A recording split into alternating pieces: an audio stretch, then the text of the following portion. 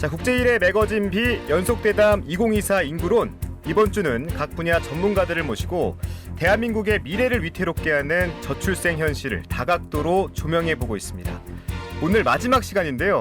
앞서 4번의 대담을 통해서 돈만이 완벽한 대안이 아니라는 것을 알게 됐습니다. 출산과 양육을 가능케 하는 복지 시스템과 제도도 반드시 필요하고 가사노동의 가치도 인정받아야겠죠. 자, 그렇다면 종교는 이 생존과 번식이 힘든 척박한 나라에서 아이를 낳고 기르기 힘든 사회 환경에서 어떤 의미 있는 역할을 할 수 있을지 이야기 나눠볼 텐데, 자, 나 혼자가 제일 편해. 이 혼자 사는 삶을 보여주는 예능 프로그램이 인기를 끌고 1인용 상품들이 불티나게 팔리는 혼삼의 시대. 이런 혼삼의 시대가 대세가 되어가는 세상에 모여서 살자, 오히려 공동체로 눈을 돌리시는 분들을 만나봅니다. 교회를 공유하는 수준을 넘어서 돌봄 마음 모델을 제시하고 있는 분이세요. 마을 활동가 부천 새롬교회 이원돈 목사. 각자 도생의 시대, 답은 공동체에 있다고 말합니다. 우린 다르게 살기로 했다의 저자, 마을 인문가인 한결의 조현 기자. 이 두 분 모시고 혼삼의 시대에 더불어 함께 산다는 것의 의미, 저출생 시대, 진정한 종교와 교회의 역할까지 함께 모색해보죠. 두 분 자리에 모셨습니다. 두 분 안녕하세요. 네, 안녕하세요. 네. 반갑습니다. 먼저 두 분께 간단한 소개를 부탁드리고 싶은데 마이크를 좀 가까이 대시고 우리 네. 목사님부터 먼저 해주시죠. 네. 저는 그 부천 약도동에서 마을 목회를 하고 있는 새롬교회 이원돈 목사라고 합니다. 네. 코로나 이전에는 주로 마을에 학습, 복지, 문화 생태계를 형성하면서 약도동 마을 공동체를 세우는 데 주력을 했다면, 이제 코로나 이후에는 돌봄 마을과 돌봄 교회를 세우면서 마을의 마당을 넓혀가는 일에 주력을 하고 있는 마을 목회자입니다. 반갑습니다. 네, 반갑습니다. 자, 이번에는 우리 조현 기자님 자기소개 부탁드립니다. 예, 저는 신문사에서 33년을 근무했고요. 33년 중에 3분의 2는 종교 전문 기자를 했습니다. 그리고 공동체, 말 공동체에 대한 탐사기, 우린 다르게 살기로 했다의 저자이기도 합니다. 네, 2024 인구론 마지막 시간입니다. 그동안 대담을 통해서 저출생의 원인을 수도권 집중, 또 부동산 가격 상승, 높은 교육열 등 여러 복합적인 요소들에서 저희가 좀 찾아볼 수 있었는데, 명확한 것은 뭐냐면 지금 청년 세대가 가정생활이 행복하지 않다고 느끼는 점이거든요. 왜 결혼을 안 하고 아이를 낳지 않을까? 이 근본적인 질문부터 먼저 드려봅니다. 먼저 목사님께서 말씀해 주시죠. 우리의 오늘의 사회는 압축적인 근대화를 통해서 이루어진 것이 오늘 우리 사회의 지금의 모습이라고 생각하는데, 우리 한국 사회를 성공으로 이끌어 왔지만 이제 압축적 근대화를 통한 그 후기의 모습은 압축적인 붕괴로 지금 상당히 저출산이라든지 가족 해체라든지 핵개인이라든지 어려운 문제들을 지금 동시에 같이 낳고 있습니다. 특별히 젊은 세대들이 압축 성장을 통한 이 경쟁 사회에 상당한 피로감을 느끼고 있다고 생각을 합니다. 또 공동체에 대한 회피증들을 지금 느끼고 있어서 사회적으로는 저출산과 같은 탈공동체 현상을 가져오고 있고, 교회적으로는 가나안 성도와 같은 탈교회 현상에 이루는 것이 아닌가 하는 그런 생각을 갖고 있습니다. 네, 기자님께서 어떻게 보셨습니까? 네. 요즘 청년들이 예. 그런데 인구 감소가 실은 예. 이제 한국이 너무 심각해서 그러지 네, 전 세계적으로 인구 감소가 지금 보편화돼 버렸거든요. 네, 그러니까 예전에 이제 우리가 살 시간에 보면은 그 멜더스 이론 이런 것들을 이제 들은 기억이 나실 텐데, 식량이나 이런 재화들은 산술급수적으로 증가하는데 인구는 기하급수적으로 증가한다. 인구가 너무 다른 것과 비교할 수 없이 빨리 증가한다는 거거든요.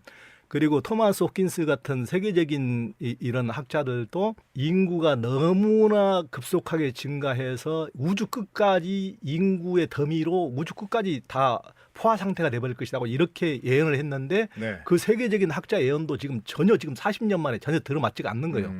전 세계적으로 이렇게 이제 인구를 더 이상 출산을 하지 않는 추세가 지금 가속화됐기 때문에 방금 목사님께서 말씀하셨지만은 어떤 우리의 물질 문명이 급속화되는 문명사적인 어떤 위기 차원에서 이 문제를 좀 다뤄야 되지 않는가 저는 이렇게 봅니다. 그러니까 문명과 급속도로 광문명과 이런 급속도로 이렇게 발전하면서 인간의 심리가 얼마나 피로해지고 얼마나 이제 번아웃이 됐는지 더 이상 출산을 하고 돌보고 이런 것에 에너지가 남아있지 않는 상태 같은 어떤 문명적인 차원에서 이 문제를 다뤄봐야 된다고 저는 생각을 합니다.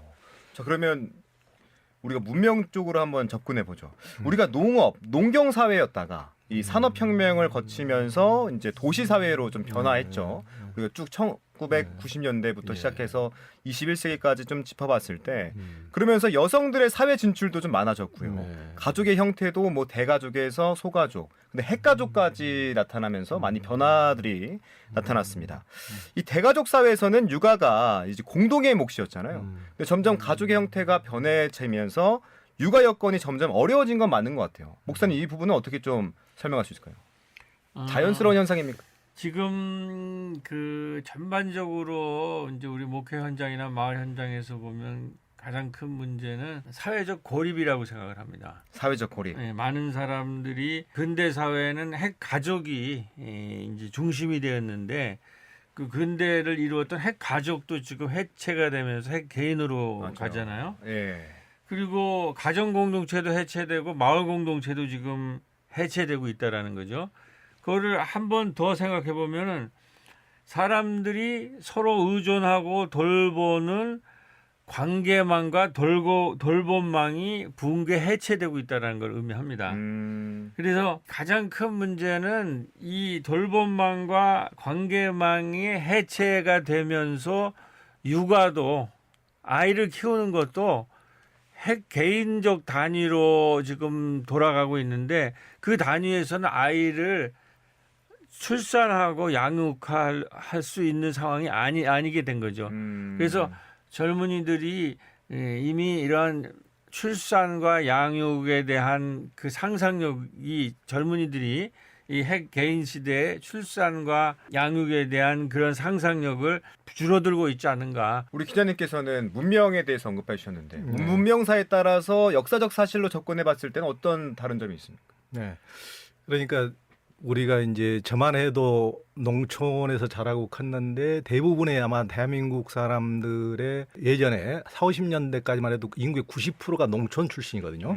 그러면 농촌 출신이면은 대가족 하에서 자라고 꼭 대가족이 아니다 하더라도 마을에 나가면은 전부 다 아는 사람들이고 그래서 길에서 넘어지거나 이렇게 다쳐도 누군가가 일으켜 세워주고 돌봐주고 설사 무슨 일을 당해도 이제 부모가 어디 일터에 나가고 없다 하더라도 굶고 있으면은 집에 와서 찬밥이라도 한 그릇 먹여주고 떠먹여주고 이런 이제 공동체적 돌봄이 가능했는데 지금은 전 세계적으로 도시화율이 한국이 제일 높습니다. 지금 90% 이상이 지금 도시에 사는데 한국이 굉장히 도시화율이 높은데 그러면 도시의 삶이라는 것은 네. 온전히 모든 그러니까 이웃과 완전히 단절이 있거든요. 그러니까 얘를 낳고 돌본다는 것이 온전히 내 혼자의 모든 것이 가중되기 때문에 네. 그만큼 예전에는 나면은 부모가 봐주던 할아버지 할머니가 봐주든 고모가 봐주든 같이 공동의 책임이었고 공동의 이렇게 분담이 됐는데 지금은 온전히 독박이다.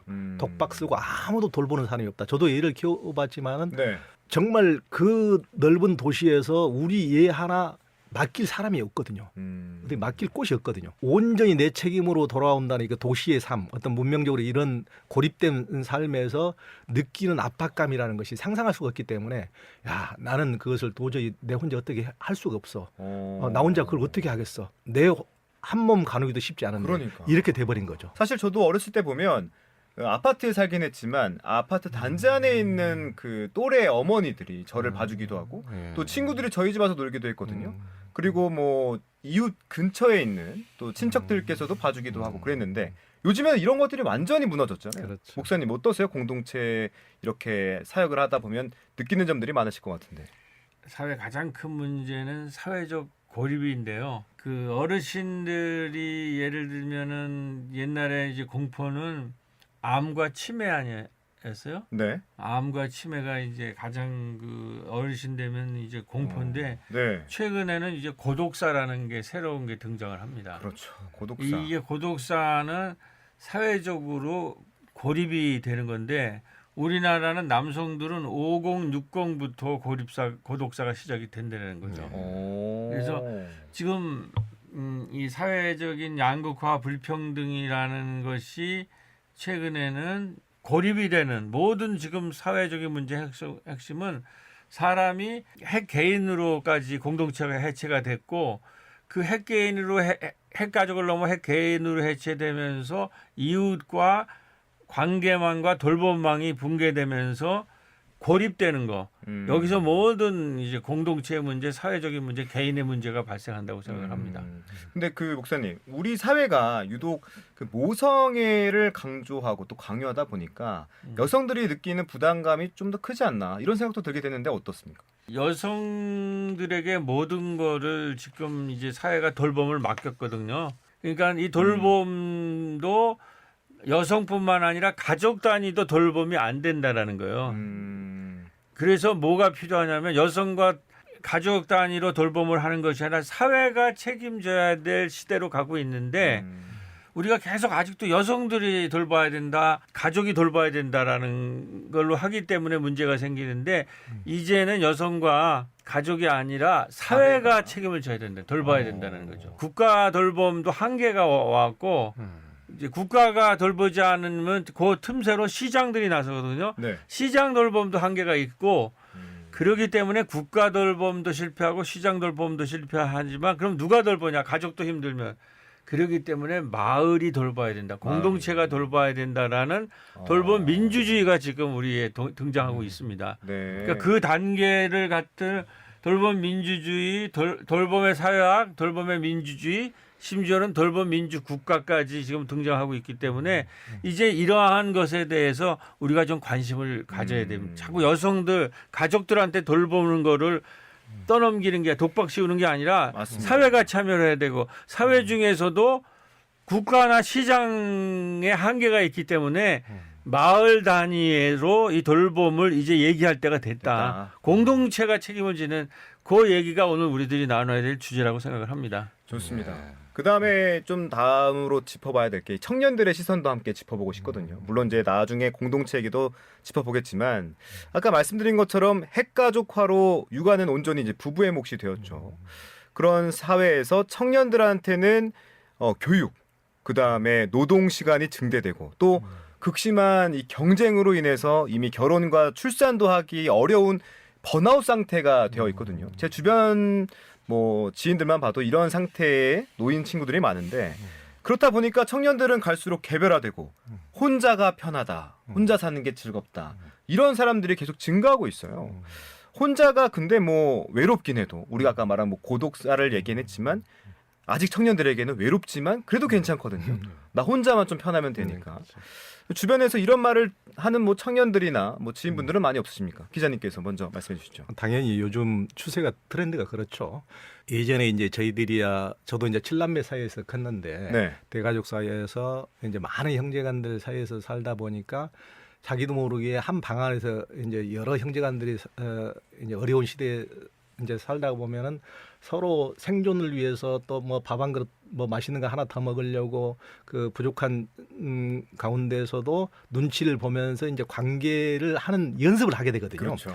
그러니까 이제 조금씩 원튼 원치 않든 우리는 다양한 관계망을 어렸을 때부터 생리적으로 습득하게 되는데 이제 그 이후에 요즘 20, 30대까지만 해도 대부분 혼자 자라거나 둘이 자라거나 서희 자라거나 예전에는 우리 한 방에 여러 명이 같이 자랐는데 요즘에는 각방 대부분이 각방을 쓰거든요. 맞아요. 형제간이 뭐 한 둘이 셋이 되더라도 이제 각방을 많이 쓰기 때문에 네. 타인하고 이렇게 눈치를 봐가면서 서로 양보하고 타협하는 법을 애초에 익히질 않아요. 그러니까 혼자 사는 삶이 훨씬 익숙하고 그리고 이제 예전보다도 더 사회가 물질 문명이 발전하다 보니까 더 고도화되다 보니까 생존하기 위해서 싸워야 될 또 익혀야 될 훈련하고 교육받아야 될 것은 더욱더 많고 필요하고 그러다 보니까 몸도 필요한데 뭐 관계까지 신경 써? 그렇죠. 나 거기까지는 신경 못 써. 관계도 신경 못 써. 결혼에도 신경 못 써, 출산에도 신경 못 써. 거기까지 에너지가 남아있지 않아. 나는 그냥 그렇지 않아도 내 몸 하나 유지하기도 힘든데 나는 그냥 이대로 혼자 사는 게 편해. 이제 그런 식으로 생각하는 것이 요즘 이제 보편적인 굉장히 그런 것이 많아졌는데 주관적인 판단도 나이대에 따라서 또 달라지거든요. 네. 그러니까 젊었을 때 왕성했을 때는 그러지만은 또 자기가 온전히 보호를 돌봄을 받아야 될 나이가 되면은 또 전혀 또 생각이 또 달라지거든요. 그렇겠네. 아, 내가 20, 30대는 그렇게 생각했는데 60, 70이 되고 보니까 내가 그때 나가면은 뭐든지 나 여행도 할 수 있고 뭐든지 내 힘으로 할 수 있었기 때문에 내 혼자 사는 것도 했지만은 지금은 온전히 다른 사람 타인의 도움을 받고 의지해야 될 나이에 그러니까 너무 힘들어. 내가 그때 왜 나 혼자만의 삶을 추구하고 살았지 이렇게 후회하시는 분들도 굉장히 많았어요. 제가 우린 다르게 살기로 했다는 책을 내고 나서 네네.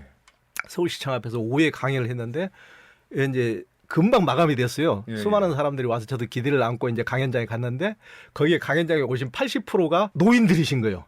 그러니까 제가 이제 솔직히 친절하게 얘기해야 되는데 이제 제가 직설적으로 한번 말씀드려보겠습니다. 아니 이 나이 때까지 여태 뭐 하시고 인재사 이렇게 공동체에 관심을 가지셨어요? 그러니까 이제 웃으시더라고요. 그러면서 공동체도 국가에서 돈을 지원해서 하는 사회복지시설이나 국가시설이 아니기 때문에 가정의 확대판이다. 그러니까 가정에서도 자기 부모 하나 모시는 것도 힘들어하는 세상에서 이제 공동체도 그 가정의 확대판인데 거기도 누군가는 돈을 벌어야 되고 누군가는 밥을 해야 되고 누군가는 청소를 해야 되는데 거기에 10명이 전부 다 노인들만 와가지고 온전히 다 돌봄만 받기를 원하는 사람들이 거기 있으면은 그 공동체가 유지가 되겠느냐. 그렇죠. 그러니까 자기가 좀 젊은 시절에 자기도 육아를 하거나 밥을 하거나 청소를 하거나 남을 돌보는 사람만이 그런 혜택을 누릴 수가 있는데 그건 하나도 하지 않고 있다가 60, 70대가 돼서야 아, 내가 이제 돌봄을 받아야 될 나이가 되다 보니까 나를 돌봐줄 데가 어디가 없나 하고 지금 왔잖아요. 그러면 그게 되겠어요 안 되겠어요 하니까 그분들도 다 웃더라고요. 현실적으로 그게 어렵거든요. 그러니까 나이대에 따라서 그런 생각도 다 변하게 되더라고요. 젊었을 때는 능히 혼자 살 수 있을 것 같고 다 그럴 것 같지만 또 나이대에 따라서 달라지거든요. 야. 상황이 달라지거든요. 지금 청년들이 꼭 이 기자님 말씀을 들으셔야 될 것 같습니다. 저도 지금 약간 반성하게 됐는데 아니, 우리 목사님께서도 우리 기자님만큼 많은 분들을 접하고 또 이제 얘기를 나누실 텐데 이런 청년들 많습니까? 주변에? 청년들이 공동체의 필요성은 인정을 하는데 네. 공동체적으로 생활하는 것에 대해서 두려움을 가지고 있는 아, 거예요. 같이 생활하는 거에 대한 두려움. 그 이유는 예. 1990년대 우리나라가 이제 신자유주의 물결이 각제도생 물결이 들어오면서 그때부터는 공동체가 사라졌어요. 그러니까 그 이후에 있는 분들은 이제 공동체의 경험이 없는 건데 지금 가장 큰 문제는 공동체가 해체돼서 모든 고독사나 사회적인 문제 이런 것들이 일어나고 있거든요. 네. 이 양극화, 불평등, 고독사 이런 걸 해결하려면 다시 공동체가 부활해야 되는데 거기에 있어서 필요성은 조금 느낄 수 있을지 모르지만 그런 경험이 없는 거예요. 그렇기 때문에 이런 경험을 가지고 그리고 학교나 이런 그동안 기존 공동체들이 이걸 잘 가르치지를 못해요. 거기도 다 해체돼 있기 때문에. 그렇군요. 교회나 시민사회나 공동체적인 것을 유지한 곳만이 이 문제를 지금 접근할 수 있는데 여기에 이제 지금 상당한 우리 사회가 어려움이 있는 거죠. 전반적으로 공동체가 붕괴되고 있기 때문에. 좋습니다. 그럼 이제 공동체로 좀 눈을 돌려보죠. 혼삶의 시대, 이 혼자가 익숙한 이 시대에서 두 분께서는 공동체로 눈을 돌리셨어요. 전 좀 신기했는데 조용 기자님께서는 더불어서 함께 사는 것이야말로 이 자본만을 쫓는 삶에서 해방될 뿐만 아니라 행복해지는 길이다. 이렇게 생각하십니까? 예. 저도 이제 뭐 자본주의 사회에서 똑같이 살아온 사람이었고 예. 이제 직장 생활을 저도 33년을 했거든요. 그러니까 직장 생활을 하고 하다 보면은 너무 인간들 지겹잖아요. 힘들고 관계가 어느 조직인들 어느 사람 사는 세상에서 갈등이 없는 곳이 그렇죠. 없고 예, 또 피곤함이 없는 것이 없고 그래서 저도 막 어디 혼자 숨어버리고 싶을 때가 많았거든요. 네. 그런데 저도 그런 제 자신을 이렇게 돌아보면은 그러니까 혼자 가서 숨어버려서 그 행복해지면 아무 문제가 없는데 결정적으로 외로움이라는 문제가 절대 해결이 안 되더라고요. 그렇겠네요. 외로움이라는 문제가 해결이 안 되는 거예요. 그래서 인간이라는 것은 절대로 혼자 살 수는 없는 근본적인 한계를 가지고 있구나. 우리는 절대 혼자 살아갈 수 없는 존재고 사람들 간에 어떻게 피곤한데 같이 살 수 있어. 저도 이제 그런 생각들을 많이 했는데 직접 공동체를 이렇게 이제 다녀보면서 예. 그런 사람들은 그렇게 살아가면서 나름대로 또 연습을 하고 그렇게 갈등 상태를 내버려 두는 것이 아니고 그러니까 끊임없이 훈련을 하고 연습을 하고 다른 모델 케이스를 또 보고 또 본받기도 하고 우리가 삶을 살아갈 때 혼자 힘으로는 도저히 해결해 나갈 수 없는 것들이 너무 많거든요. 야, 온전히 우리는 혼자 살아갈 수 없는 허약한 존재라는 것을 인정한다면은 같이 살아가면서 서로 의지하고 서로 돌보면서 정말 그래야만이 온전히 행복해질 수가 있구나. 저는 이제 공동체를 다녀보면서 정말 진정으로 그것이 행복한 사회라고 생각을 했기 때문에 그러니까 우리가 모든 사람이 함께 사는 것에 다 두려워해요. 저도 네. 두려움을 가지고 있거든요. 예, 예. 그럼에도 불구하고 함께 사는 것은 우리가 가지 않을 수가 없는 길이구나라는 것을 절실히 깨달았기 때문에 공동체적 삶을 많이 이제 탐구를 하고 또 소개하고 그런 역할을 하고 있습니다. 혼자 살 수 없다. 이 부분에 대해서는 저도 명확하게 공감하거든요. 그런데 마을과 공동체, 이 마을 공동체는 좀 생소한 분들도 있을 거예요. 저한테도 조금은 생소하게 다가오는데 이 공동체를 어떻게 좀 정의할 수 있을까요? 마을 공동체라는 걸. 예. 그러니까 저는 이제 둘 이상만 살면 다 공동체거든요. 예. 부천의 약대동처럼 그런 마을로 이제 마을에서 사람들끼리 비비고 볶고 같이 먹고 놀고 이렇게 하는 공동체뿐만 아니고 우리가 일주일에 한두 번이라도 모여서 식사하고 교제하고 나누고 그러니까 이런 것도 저는 다 공동체에 속한다고. 그러니까 완전히 단절되기보다는 조금이라도 연결을 추구해 가는 것. 그러니까 그런 공동체 범위를 무한 확산시켜야 그렇게 가야 된다고 봅니다. 그러니까 이것만이 공동체 마을이 아니라 공동체 마을을 사역하는 분들도 이제 공동체고 예, 일주일에 한두 번 만나서 밥 먹는 것도 공동체고 그럼요. 예. 다양하군요. 예. 자, 그럼 목사님께도 질문 드립니다. 이 공동체를 직접 실천하고 계신데 돌봄교회, 이 돌봄마을 어떻게 운영하고 계신지 좀 소개해 주시죠. 우리 이제 돌봄교회 돌봄마을 이제라고 조금 더 구체적인 그 이제 마을을 얘기하면은 저는 이제 마을을 하나의 생태계라고 이제 표현을 하고 싶습니다. 마을이 하나의 생태계다. 네, 생태계다. 이제 생태계라고 하는 것은 예. 고립되어 있는 것이 아니라 관계망으로 짜여 있다고 생각하는 거거든요. 마을은 유기체고 존재 자체가 관계망으로 짜져 있고 돌봄망으로 짜여 있고 관계망과 돌봄망을 통해서 생명망을 짜는 거다. 실은 우리나라가 뭐 출산율만 얘기를 하지만은 얘기들을 나눴다 하더라도 누군가 돌보지 않고 방치된 상태에서 애들이 또 불량 소년이 되거나 운동 고립 청년이 되는 경우가 얼마나 많습니까? 그렇죠. 지금 수십만 명이 운동 고립 청년이라는데 실은 훨씬 더 돌봄에 더 취약한 빈민가 약대동 같은 데서 목사님 같은 분들이 들어가서 이것은 국가에서 예산을 들여서 할 수 있는 일이 아니거든요. 그러니까요. 정말 어떤 소수의 헌신자들이 아니면 이게 해낼 수 없는 네. 7, 80년대에는 그런 헌신자들이 있었기 때문에 이 나라가 그런 어려움을 헤쳐올 수가 있었는데 그들이 그곳에서 그냥 골목길에서 담배나 피우고 무슨 본드나 마시고 이럴 수 있는 애들을 방과후 학교에서 떡볶이 해서 먹이고 공부 가르치고 같이 돌보면서 애들이 잘 자랄 수 있도록 이렇게 함에도 불구하고 주민들 입장에서는 너무 우리 동네 가난한 동네이기 때문에 이곳에서 벗어나는 것이 꿈이고 그러니까 공동체가 잘 형성이 안 되고 네네. 그러니까 공동체를 유지하려는 분의 입장에서는 정말 답답하고 밑빠진 독에 물 붓기고 정말 힘든 세월이 그럴 것 있겠지만은 같았어요.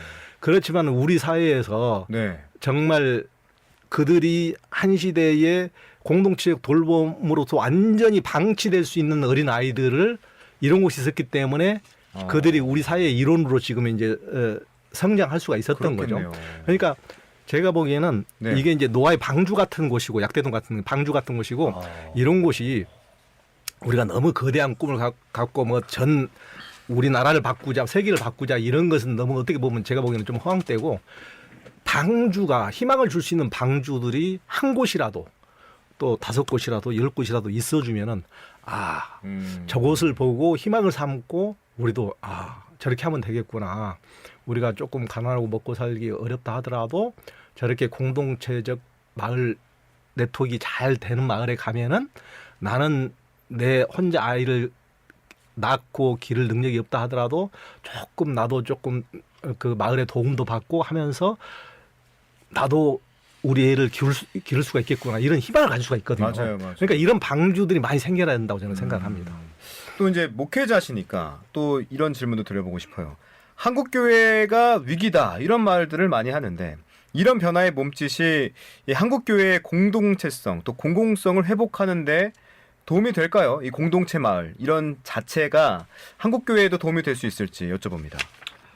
그러니까 지금 제가 어제 여기 그 물만골 그 공동체에서 이제 그 게스트룸에서 잠을 잤어. 오늘 아침에 이제 식사를 할 때 7분의 이제 지역에 분들이 이제 모여가지고 이제 여기 오늘 이렇게 CBS에서 이게 좋은 프로그램에서 그런 맛보기 얘기들을 했는데 이미 공동체들이 이렇게 형성된 데들이 있어요. 그래요. 그리고 올해 3월인가에 국회에서 통합돌봄 지원법이 통과가 됐어요. 그래서 1년 반 후에는 돌봄 마을을 만들면 그거를 지원하는 법이 통과가 돼서 이게 이제 굉장히 중요한 지금 이제 앞으로 교회의 이제 방향타로 이제 자리매김을 할 것 같은데 돌봄 마을이나 돌봄 교회라는 것이 앞으로 저출산의 문제, 고령화 문제, 고독사, 자살의 이 문제를 해결할 길이 지금 없는 거거든요. 그러니까 한 마을에서 공동체라는 모델을 만들고 이것이 한 도시에서 한 5개 정도만 만들어지면 한 도시가 양극화, 저출산의 문제, 그다음에 불평등의 문제들을 마을 단위로 해결하는 그래서 돌봄의 민주화가 되고 마을 단위로 해결이 되면 그 문제들이 해결이 되는 것을 사람들이 이제 피부에 느끼기 시작하고 그러면서 저런 공동체가 있구나.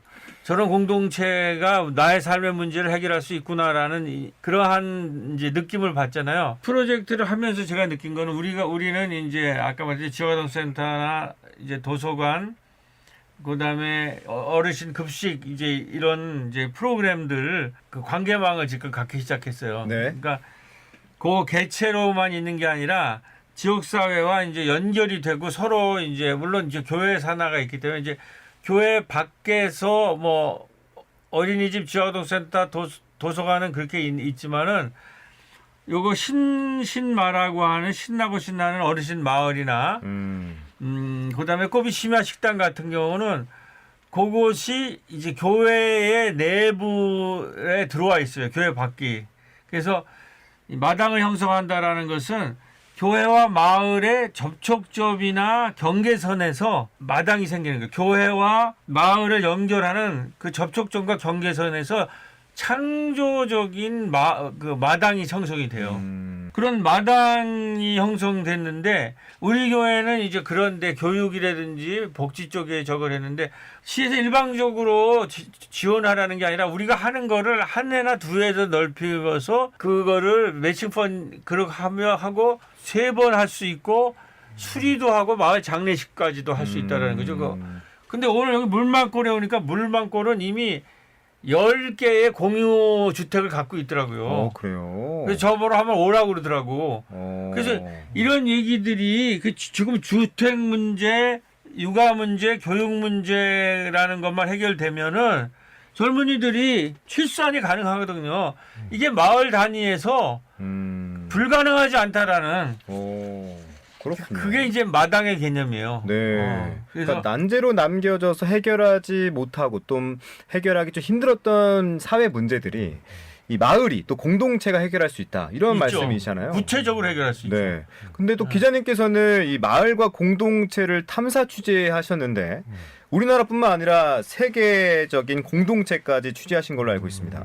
이 공동체에서 함께 살아가는 사람들의 특징을 좀 지근거려서 보신 것 같은데 어떻습니까, 이 사람들이? 네. 공동체로 이제 살아간다 그러면은 사람들이 내가 혼자 살기도 힘들고 둘이 살기도 이렇게 힘든데 가족끼리 살기도 이렇게 힘든데 어떻게 공동체로 어떻게 살아 이렇게 어떻게 피곤하게 저렇게 같이 살 수가 있지?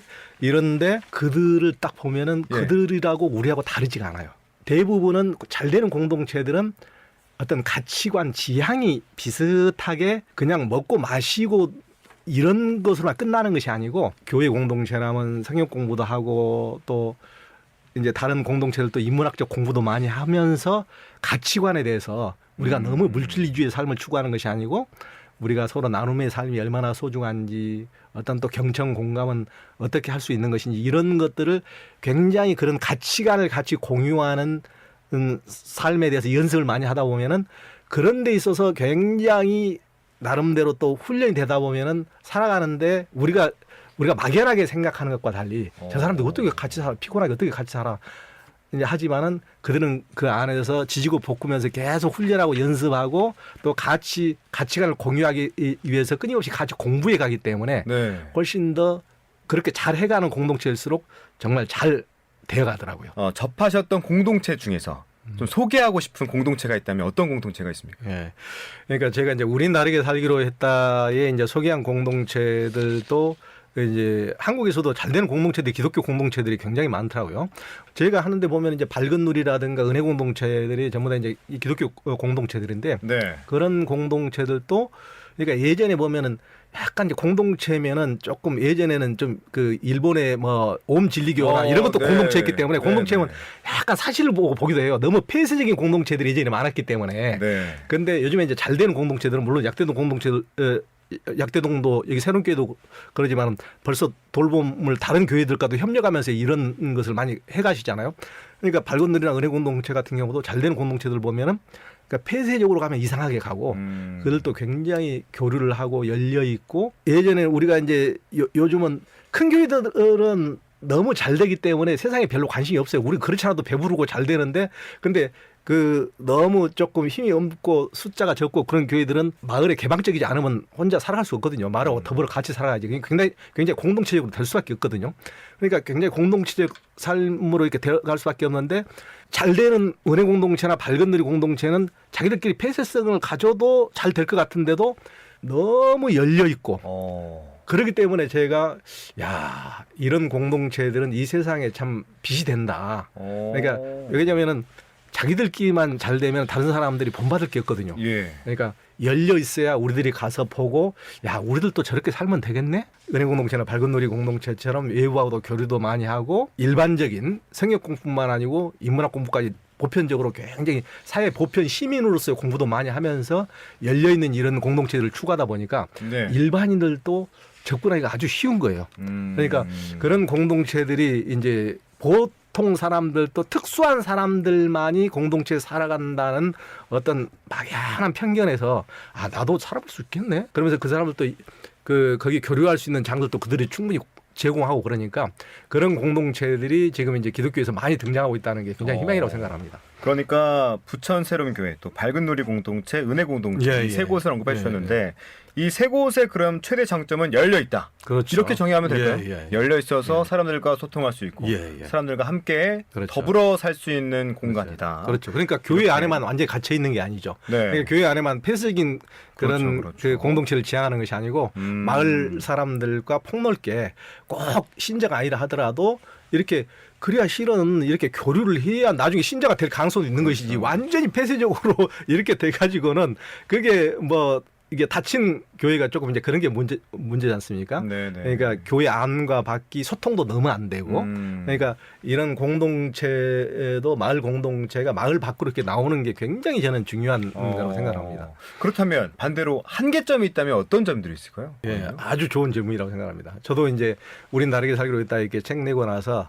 북 콘서트를 하면 100여 번 했는데 대부분 마지막에는 갈등이 생기면 어떡해요? 뭐 이렇게 다툼이 생기면 어떻게 해요? 그런 질문들이 많고 아마 목사님도 그런 질문을 많이 받으셨을 겁니다. 네. 저는 인간 살아가는 사회에서 다툼이 없고 차이가 없고 갈등이 없다는 것은 있을 수가 없다고 생각해요. 어디나 다 있는데 그런 것이 완벽히 없어야 된다는 것이 나치식 사고라고 생각합니다. 그러니까 히틀러는 나하고 다른 인간은 전부 다 죽여. 장애인도 죽여버려. 유대인도 죽여버려. 나하고 다르고 생각이 다르고 가치관이 다르고 또 인종도 다르면은 다 없애버려. 우리하고 전부 다 모든 것이 같아야 돼. 이렇게 되면은 너무 폐쇄적이잖아요. 네. 그러니까 이런 조금 이제 그 열린 사고가 굉장히 이제 필요하고 지금 그게 새롬교회도 이제 그걸 추구하기 때문에 제가 이제 굉장히 바람직하다고 생각하고 그러니까 갈등에 대해서 너무 두려워할 필요가 없다고 생각해요. 두려워하지 그러니까 마라. 그러니까 어디든지 우리가 뭐 둘이 산다고 안 싸우나요? 싸우죠. 공동체로 살아, 둘이 살아, 싸움도 있고 이런 건 혼자 당연한 살아도, 거예요. 혼자 살아. 살아도 갈등도 있고 그러니까요. 부대낌도 있고. 예. 그런데 차이를 어떻게 잘 극복하고 어떻게 화해하고 이런 게 중요한 것이 전혀 우리는 전혀 달라서는 안 돼. 전혀 갈등을 일으켜서는 안 돼. 이런 너무 막힌 사고가 가장 큰 문제라고 생각합니다. 저는 아직 그런 걸 못 느껴서 그런지 공동체 했을 때 생각나는 게 좀 부동산이었어요. 아니 이걸 어떻게 공동 소유하지? 이 물질적으로 오는 기쁨도 분명 있잖아요. 네. 근데 이걸 다 포기하고 공동체가 갖고 있는 그 힘을 위해서 나누겠다? 이게 솔직히 저는 좀 이해가 되진 않거든요. 우리 조영 기자님 어떻게 보셨습니까? 예. 미국의 그 기독교 유명한 기독교 공동체인 브루도프 공동체라든가 이제 한국에서도 그 굉장히 오래된 야마기시 공동체, 일본에서 출발한 그런 공동체들은 완전히 무소유 공동체, 개인의 재산은 하나도 없이 그러니까 원시 공산 사회가 똑같은 거죠. 실은 예수님 공동체가 이제 원시 공산 사회 그런 공동체인데 전부 다 니들은 다 버리고 십자가를 지고 나를 따르라. 그러니까 이제 그런 게 완전 무소유 공동체인데 어떻게 보면은 그건 이제 바람직할 수도 있지만은 우리가 이제 개인의 욕망을 이제 전혀 인정하지 않을 수가 없더라고요. 현실 사회에서. 그러니까 지금은 어느 정도 다 완충, 이제 절충을 해가면서 그럼에도 불구하고 가진 사람들이 조금 더 발군들이나 이런 데서도 새롭게도 그럴 거예요. 더 뭐 많이 버는 사람들이 더 내놔야죠, 당연히. 약한 사람들 돌봄 좀 뭐 김치도 필요하고 쌀도 필요한 사람들을 좀 더 내놓는 이런 자세들, 이런 거지 완전히 가진 것을 전부 다 내놔라. 이런 것은 현대 사회에서는 조금 이제 지금은 잘 맞지 않는 것 같고, 그러니까 어느 정도 개인의 소유, 자본주의 이런 것을 인정하지 않을 수가 없고 그것을 전부 다 내놓고 함께하는 이제 공동체도 있을 수가 있지만은 이제 그렇지 않은 사람들도 공동체적으로 얼마든지 공유주택이라든가 마을에서 함께할 수 있다. 꼭 그렇게 해야만 하는 것이 아니고 너무 다양한 방식의 공동체적 방식이 있다는 것을 이해하는 게 필요할 것 같습니다. 그렇군요.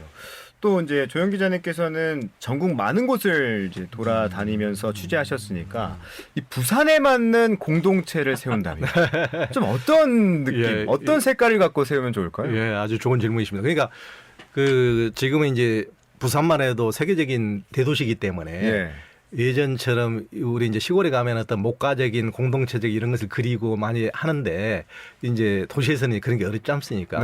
그렇기 때문에 도시에 맞는 공동체적 삶을 추구할 수밖에 없는 거죠. 그러니까 스웨덴 같은 곳은 거기도 인구의 대부분이 도시이지만은 그럼에도 불구하고 4분의 1이 공유주택에서 산다고 그래요. 그러니까 공유주택이라는 게 겉보기에는 그냥 빌라 같은 곳인데 그곳에서 뭐 3가족, 4가족 아니면은 뭐 독신자들이 서너 명이 모여서 같이 산다든가 그래도 그러니까 100% 같이 공동체적 삶을 추구하지 않다 하더라도 일주일에 2-3번만 식사를 같이 하고 한 번 정도는 같이 우리가 이제 교제를 나누고 한 번 정도는 뭐 무슨 파티를 하고 한다든가 이런 식으로 이제 충분히 해갈 수가 있는 거거든요. 그런 식으로 그러니까 너무 공동체라고 해서 머리 무겁게 나는 그런 게 할 수 없어 보다는 자기가 할 수 있는 만큼 그러니까 적어도 도서관에서 일주일에 한두 번이라도 만나서 교제하는 독서 모임이라 하더라도 그런 정도라도 참여하는 것이 저는 굉장히 바람직하고 부산 같은 대도시에서는 그런 것들을 조금씩 확산시켜 보면은 사람들을 만나다 보면은 이렇게 예전에는 사람 만나는 게 이렇게 두려웠는데 사람 만나는 게 이렇게 좋고 서로 의지되고 힘이 돼.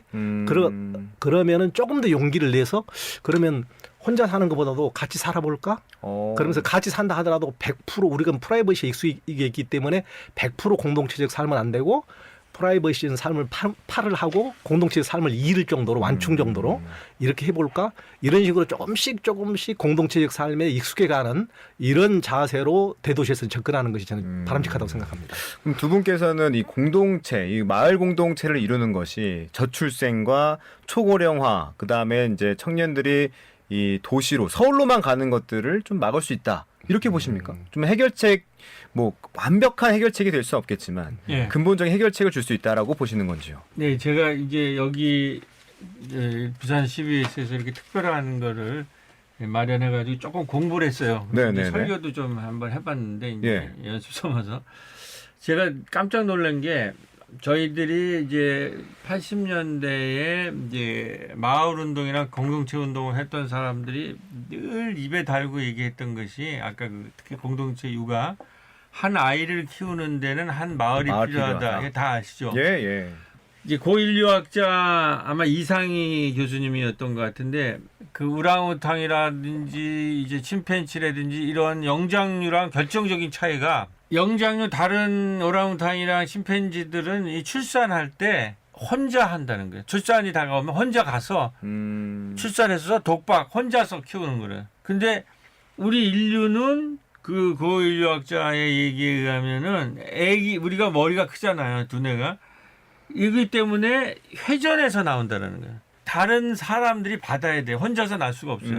그러면서 출산부터 돌봄이 필요하고 그거를 사회적 출산이라고 얘기하더라고요. 그 고인류학자가. 예. 출산 자체가 호모사피엔스는 사회적 출산이고 두 번째 양육하는 방식도 혼자서 양육하는 게 아니라 한 아이를 한 마을에서 키운다는 게 공동 육아를 사회적 출산하고 공동 육아를 했다는 거죠.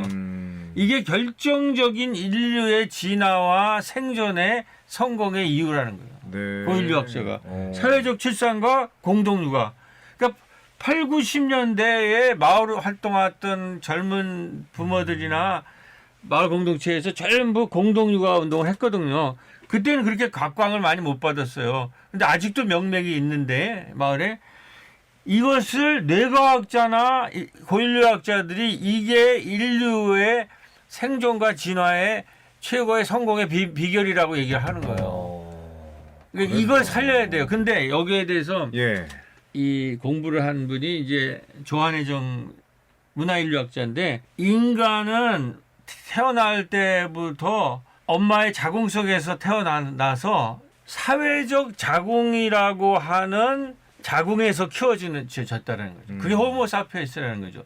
다시 말해서 사회적 출산을 하고 공동 육아를 한 다음에 그것이 발전해서 인류는 호모사피엔스는 그것을 사회적 자궁으로 만들었다는 거예요. 사회적 출산, 공동 육아 그거를 공동체를 키웠는데 마을 단위로 공동체 전체가 마을 자체를 자궁으로 만들어서 그것 때문에 이 호모사피엔스가 어마어마한 이 인류를 만들어냈다는 건데 지금 핵심 문제는 이 사회적 자궁이 붕괴됐다는 거예요. 그렇기 때문에 사회적 자궁을 복원하지 않는 한 이 저출산율은 무슨 국가 정책 이런 거 물론 그걸로 해결될 문제가 아니라는 거죠. 그러니까 사회적 자궁을 먼저 저는 알았는데 이거는 고인류학자, 뇌과학자까지 사회적 자궁을 어떻게 만드냐면 사회적 출산, 공동 육아 그리고 마을 단위가 사회적 자궁의 역할을 해야 된다는 거죠.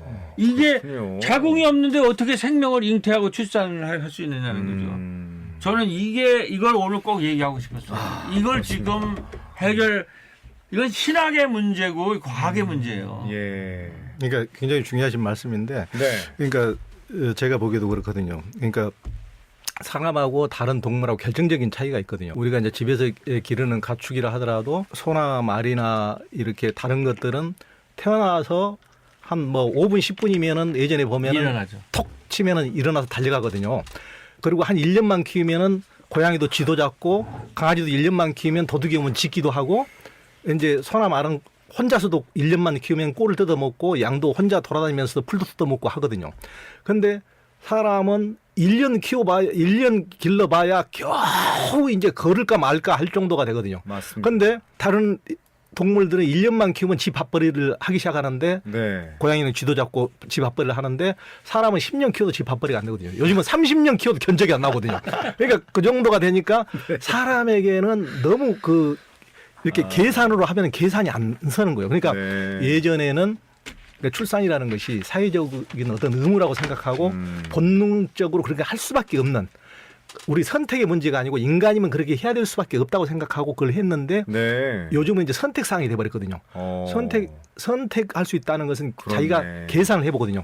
계산을 해보면은 출산은 계산이 안 나오거든요. 맞아요. 다른 것은 계산이 분명히 나오는데 인간은 키워봐야 20, 30년을 키워봐야 회수가 안 되거든요. 그러니까 너무 밑빠진 독에 물 붓기랑 이렇게 계산을 하니까 이렇게 안 나오는 거예요. 그래서 사회적 돌봄이 안 되면 공동체적 돌봄이 안 되면 지금처럼 개인주의 온전히 자기 혼자 이걸 돌봐야 된다고 생각하면 계산이 안 되는 것을 혼자 몰빵을 할 수가 없거든요. 네. 그러니까 20년, 30년 동안 내 삶을 희생하면서 얘기만 매달려 있다. 요즘에 계산 속이 빠른 젊은이들이 그렇게 쉽게 선택할 수 있는 상황이 아니거든요. 맞습니다. 그러니까 사회적 돌봄, 공동체적 돌봄으로 전환이 안 되면은 그게 정말 출산과 육아는 정말 쉽지 않은 문제가 돼버렸어요. 그러니까 어떤 우리가 완전한 개인주의적 사회가 돼버렸지만은 출산과 돌봄에 있어서만은 우리의 인륜을 생존을 위해서라도 우리가 사회적 돌봄이 되지 않으면 이게 안 되도록 돼 있는 거예요. 그렇다면 조영 기자님, 이 각자 도생의 시대에서 함께 사는 길을 택하자라는 얘기를 하고 계신데 더불어 산다는 거는 우리에게 어떤 의미가 있습니까? 인간은 혼자 살 수 없다. 혼자 살 수 없는 존재라는 것을 뼈저리게 느끼지 않으면 안 되거든요. 제가 여기 온 것도 누군가가 운전해줘서 온 거고 누군가가 쌀을 생산하고 누가 해줘서 밥을 먹고 오늘 또 전부 다 누군가의 도움을 받고 이렇게 같이 더불어 살아가는 삶 자체가 그렇게 돼 있다는 것을 뼈저리게 느끼고 우리는 개인주의적 삶 또 인간 그 귀차니즘, 피고니즘에 물들어 가지고 관계를 힘들어하지만은 관계를 힘들어하든 힘들어하지 않든 관계 맺지 않고서는 살아갈 수 없다는 존재의 근본 성질을 이해를 해야 돼요. 이해를 해야 되고 자기 혼자 완전히 문을 닫아버리고 고립을 자초하고 하면 할수록 그것이 자유스러워지고 편리해지고 행복해질 것 같지만은 절대 그렇게 될 수가 없다. 더욱더 외로워지고 더욱더 심리적으로 더욱더 문제가 많이 생기고 그렇기 때문에 거기에서 문을 열고 나오는 것이 인간 삶의 행복. 그러니까 그 하버드 대학교에서 무려 734명을 79년이나 연구해가지고 인간은 어떨 때 가장 불행해지고 어떨 때 행복해지느냐 그걸 조사했을 때 결국 관계를 다 단절해버리면 결코 행복해질 수 없다. 그리고 행복해지는 다른 요건 뭐 돈도 있고 무슨 지능도 있고 재주도 있고 여러 가지가 있지만은 결국 가장 행복의 최고 요소는 좋은 관계다. 그러니까 우리가 관계를 저버리고는 공동체적 삶 관계를 저버리고는 절대 행복해질 수 없다는 것을 알아야 되는 것이 가장 삶에서 필수적인 요소라고 생각합니다. 네, 이 한국교회의 위기라는 말을 많이 하는데 저출생은 교세 축소를 가져오고 더 나아가 이제 한국교회 위기를 맞게 된다 이런 얘기입니다. 저출생 타개를 위해서 종교는 어떤 역할을 해야 하고 또 어떤 자세를 임해야 할까요? 그 문제에 대해서 이제 그 창세기 이제 1장에 나오는 생육하고 번성하고 땅에 충만하라고 그러는데 이게 지금 단절된 거 아니에요. 그 창세기라는 그 책이라고 하는 거를 이제 볼 때에 여러 가지 의미가 있겠지만은 그 고대 근동에 여러 창조 신화들이 많아 있어요. 근데 그것에 대해서 창세기가 뭐가 다른가? 그 창세기는 그것과 다른 질을 가지고 있으면서 생육하고 번성하고 우리가 땅에 충만하라고 그랬거든요. 근데 그 고대 근동의 창세기 시절에 있었던 다른 문화들은 뭐냐면 이 신들이 왜 인간을 창조했냐면 자기들한테 봉사하려고 자기 노동을 봉사하고 자기를 섬기라고 해서 인간을 창조한 거예요. 그런데 우리 창세기에 나와 있는 신만 인간들한테 에덴 동산을 주고 거기에 먹을 것도 주고 모든 것이 풍족하게 창조하고 신이 에덴 동산 같은 모든 것을 주고 신이 인간을 섬기는 식으로 창조하는 것이 이 차이점이 있다라는 거예요. 네.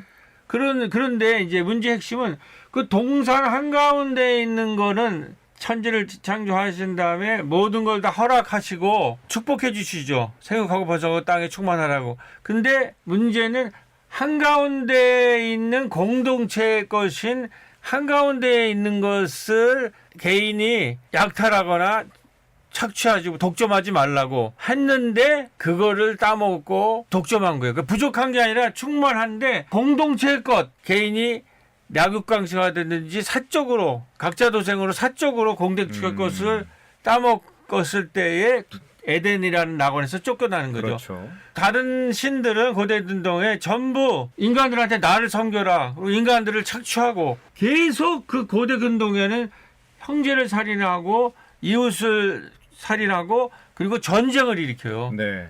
거기에 대해서 반대해서 허락해주고 모든 것을 다 주고 생육하고 번성하고 땅에 충만하라고 하는데 동산 한가운데 있는 공동체 것을 개인의 사유화하면서부터 죄악이 번식된 것이 이 모든 문제의 출발이거든요. 네.